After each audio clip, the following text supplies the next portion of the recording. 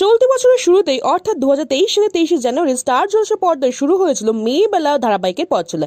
এই ধারাবাহিকের হাত ধরে দীর্ঘদিন পর আবার অভিনয় জগতে ফিরেছিলেন বর্ষিয়ান অভিনেত্রী রূপা গঙ্গোপাধ্যায়। বিদিকার চরিত্রে তার অসাধারণ অভিনয় এই ধারাবাহিকে স্বল্প সময়ের মধ্যেই বেশ জনপ্রিয় করে তুলেছিল।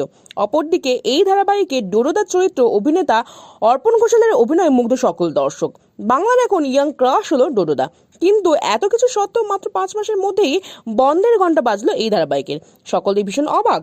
এর কারণ কি হতে পারে তা নিয়ে জোর কদমে চলছে চর্চা নেট দুনিয়ায়। ধারাবাহিকের মাঝেই বিধিমাসের চরিত্রে মুখ বদল করা হয়। রূপা গঙ্গোপাধ্যায়ের জায়গায় সেই চরিত্রে অভিনয় করতে দেখা যায় অভিনেত্রী তনুশ্রী দাসকে। কিন্তু এই বদল মেনে নিতে পারেনি দর্শক মহল। এর সরাসরি প্রভাব পড়ে টিআরপির তালিকায়। রাতারাতি নম্বর কমতে থাকে এই ধারাবাহিকে।